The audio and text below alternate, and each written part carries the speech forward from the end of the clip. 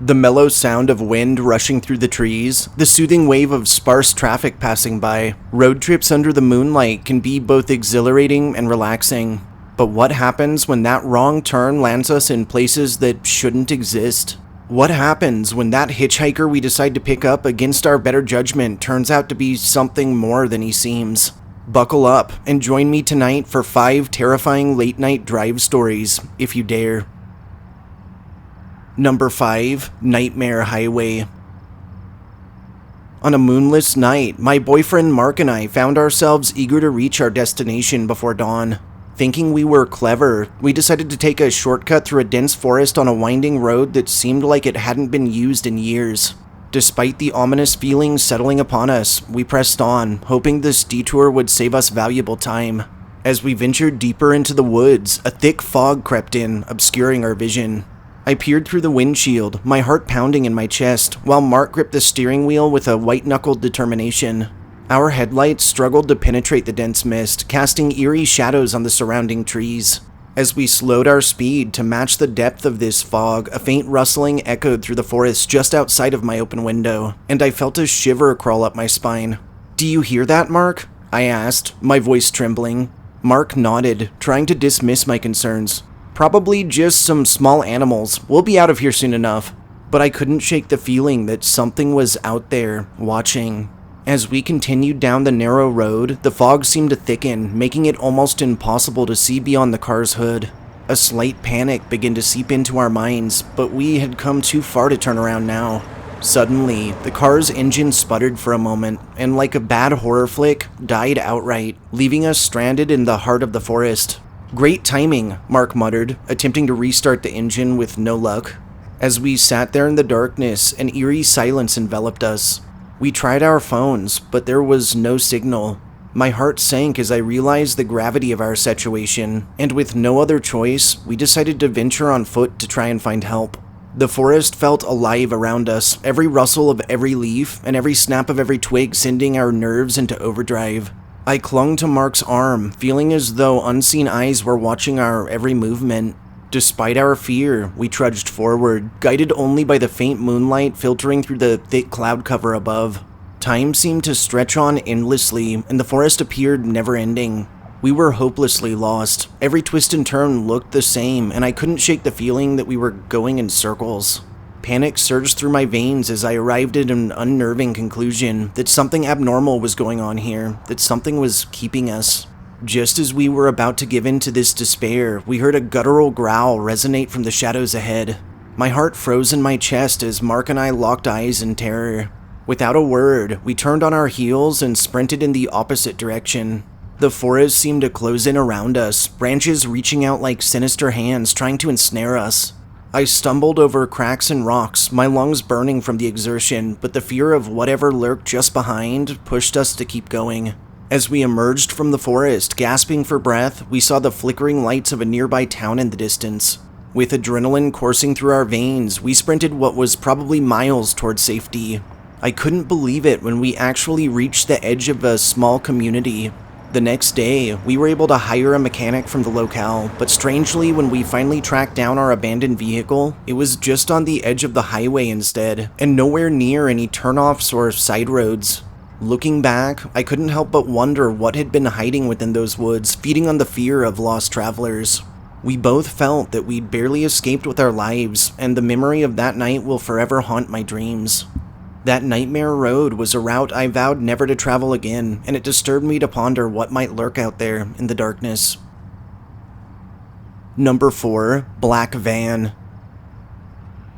It was a gloomy night, and rain splattered against my windshield as I drove along a deserted stretch of highway. I had taken this route countless times, but tonight felt different. There was an eerie aura hanging in the air. As I checked my rearview mirror, my heart skipped a beat when I noticed a black van following at a constant distance behind me. Not too closely, but never that far off either. Trying to shake this unease, I told myself it was just another traveler on the same lonely stretch. But as the miles passed, this van's presence became unnervingly consistent. No matter how fast or slow I drove, no matter what turns I took, it stayed at a precise distance from my vehicle, like an unrelenting shadow. Doubts and fears began to gnaw at me, and so I decided to test my suspicions. I took a sharp and unpredictable turn onto an obscure side road, expecting the van to continue on the highway, but to my shock and horror, it followed me without hesitation. My heart pounded in my chest as I realized I was being pursued. My mind raced through explanations. Maybe it was just a coincidence and the van's driver had no ill intentions whatsoever. But then I remembered all of the stories about dark highways and the mysterious figures that roamed them, and a shiver ran down my spine as I thought of all the urban legends I'd heard about this road. Desperate to escape my relentless follower, I decided to push my car to the limits. My foot pressed hard on the accelerator, and I raced along the winding road, my headlights cutting through the darkness. The rain intensified, creating treacherous conditions, but I couldn't let up. As I glanced in my rearview mirror, my heart sank. The black van was still there, undeterred by my attempts to flee. Panic gripped me as I realized this was no mere coincidence. Something sinister was at play. Determined not to become a victim to some malevolent force, I racked my brain for a plan, and suddenly, an idea struck me. I knew a shortcut that led through an old abandoned warehouse. If I could navigate through it, I might be able to lose my pursuer. With adrenaline coursing through my veins, I veered off the road and raced toward the looming silhouette of the warehouse. To my shock, the road was blocked off. I had nowhere to go, so I did the only thing I could dream up. I skidded to a stop, killed my car, opened the door, and rushed towards the warehouse. As I entered the eerie building, which must have been some sort of old processing plant, the darkness swallowed me whole, and I relied on instinct to find my way through this labyrinth of corridors. The sound of the van's engine echoed through the empty building. Its lights shone through various windows as if circling, and my heart pounded in my ears. My breaths came in ragged gasps as I pushed my legs to move faster, hoping to find an exit. Finally, I stumbled upon a door leading outside, and after waiting a moment for the van's headlights to clear, I exited, my heart soaring with hope. Bursting out into the rain-soaked night, I realized my plan had worked, and the van was nowhere to be seen. Relief washed over me, but my nerves were still on edge. I quickly made my way back to my vehicle, but before I opened the door, I noticed something that sent shockwaves of pure terror through my body. All around my car, there were odd footprints, not human, mind you, but heels that warped into what looked like 3 long, sharp toes. Without another moment's hesitation, I cranked the door open, jumped in my driver's seat, and gunned it in the direction of the exit. Driving cautiously, I made my way back to the main highway, feeling a mix of gratitude and disbelief at having evaded this unknown pursuer. But a sense of fear still lingered, and I couldn't shake the feeling that this incident was far from over. To this day, I wonder what the black van was and who or what was behind its wheel. Was it just a persistent driver with no sinister motives, or had I stumbled upon something otherworldly that night? Whatever the truth of it, I'm grateful to have escaped the clutches of that dark, relentless force. And as I do continue to drive late at night, I always keep one eye on the rearview mirror, wary that that threatening vehicle from my nightmares might one day reappear when I least expect it. Number 3, No Man's Land. It was a moonless night, and I found myself driving alone on a remote highway that seemed to stretch into infinity. This road was unfamiliar, and there were no signs of civilization in sight. My GPS had lost signal a while ago, leaving me with nothing but the faint glow of my car's headlights to guide the way. As I continued down this desolate path, an unsettling feeling crept over me. The surroundings looked eerily similar, as if the landscape was repeating itself in an endless loop. My heart pounded in my chest, and a sense of nervousness settled deep within my gut. Ignoring this unease, I tried to find a way out by turning onto different roads and backtracking, but it was as if the highway was mocking my attempts to escape. No matter what I did, I kept returning to the same desolate stretch. After a while, time seemed to lose all meaning as I drove, my mind swirling with confusion and fear. The monotonous road became hypnotic, and I struggled to keep myself focused. I felt as if I was trapped in a nightmare that refused to let me wake. Just as I was about to lose hope, I saw a flicker of light in the distance. I sped towards it, desperate for any sign of civilization. As this light grew brighter, I realized it was coming from an old gas station on the side of the road. Relief washed over me as I pulled up into the station, hoping to find someone who could guide me out of this strange and terrifying predicament. The gas station itself appeared run down, and an eerie silence hung in the air. Stepping out of my car, I called for help, but my voice seemed to be swallowed by the darkness. No one answered, and the more I studied my surroundings, I felt the station appeared deserted. Suddenly, a flickering light within caught my attention. I followed it to a dimly lit back room where an old radio crackled with static. This radio seemed nearly ancient, and as I reached out to touch it, a strange sensation washed over me. In that moment, the radio emitted an otherworldly sound, a haunting melody that seemed to resonate within my bones. It was like nothing I'd ever heard before, and I felt a strange pull towards it as if it held the key to my escape. With trembling hands, I turned the dial, trying to find a station that would bring me back to reality. But instead, the static intensified, and the haunting melody grew even louder. Panic surged through me as I frantically tried to turn it off, but the device seemed to be beyond my control. As the melody enveloped me, I felt a strange sense of disconnection from the world around me. My surroundings dimmed, reality blurred, and I found myself standing in a place that seemed both familiar and foreign at the same time. I wasn't in a gas station anymore, but in a long hallway with unmarked doors on both sides running as far as the eye could see. In that surreal moment, I realized the truth. The highway I'd been driving on was no ordinary road. It was a gateway to another realm, a place that existed outside the boundaries of our world. With newfound determination, I focused my mind's eye on the gas station, willing myself back to reality. The haunting melody seemed to fight against me, but I pushed through, refusing to succumb to its allure. And eventually, my former setting, the old gas station, became tangible. I blinked once, twice, and I was back. Back in the real world. Back in our world.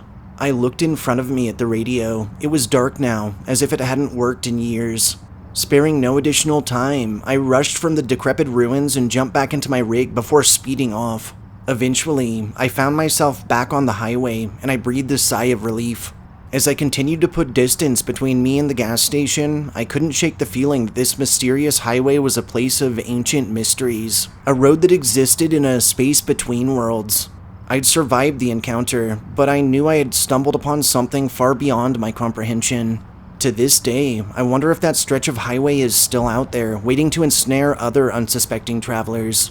My experience that night served as a chilling reminder that there are forces in this world beyond our understanding, and that some roads are better left untraveled. Number 2. The Haunting Hitchhiker. On a stormy night, rain pelting down like relentless drum beats, I found myself driving alone along a desolate highway. The dim glow of my headlights cut through the darkness, revealing a long stretch of empty road ahead. Fatigue was setting in, and I considered pulling over for a rest, but as I drove, my heart skipped a beat when I saw a figure standing at the side of the road, a hitchhiker, soaked to the bone and signaling for help. My compassion got the better of me, and I decided to offer this stranger a ride. As this hitchhiker climbed in the back seat, I couldn't help but feel a twinge of unease. He was probably in his mid-30s, but his appearance was disheveled, and there was something off about the way he stared at me, as if he could see right through to my soul. He thanked me for stopping, his voice both soft and haunting all at the same time. He spoke of needing to get to a nearby town, and of how it was too cold for him to be wandering around at night. I listened, trying not to let my nerves get the best of me, but I couldn't shake the feeling that there was something more to this hitchhiker than met the eye. As we continued down this desolate road, unease settled like a heavy fog in the car. The hitchhiker's gaze felt oppressive, and I found myself glancing nervously at the rearview mirror, half expecting to see something other than a man in my backseat. Suddenly, and without warning, the atmosphere within the car changed. The hitchhiker's demeanor shifted, and his eyes seemed to glow with an eerie intensity. Then, panic surged through me when he lunged forward, his outstretched arms reaching for the steering wheel. Reacting on instinct, I slammed my foot onto the gas pedal, the tires screeching as the car surged forward, while simultaneously throwing my assailant backwards. I began to swerve to and fro to keep the hitchhiker from grabbing a hold of me, and I could hear a malevolent laughter echoing through the car as his hands swung so closely that they brushed against my back and hair. Fear gripped my heart, but adrenaline fueled my resolve. I had to escape this. I had to survive. With every ounce of strength, I pressed on the gas, pushing my car to its limits, determined to keep that small amount of distance between us as much as I could manage. Finally, the glow of streetlights appeared in the distance, signaling the outskirts of a nearby town. With a surge of hope, I pushed my car even harder, speeding towards the safety of civilization, and jerking dangerously whenever my rider made another threatening attempt at my life. As this town came into view, I felt a sense of relief washing over me. I ripped my wheel to the left one final time and swerved into a brightly lit gas station where I could see numerous people both inside and out. Breathless and shaking, I threw open the door, rushed inside, and explained the harrowing encounter to the clerk on duty.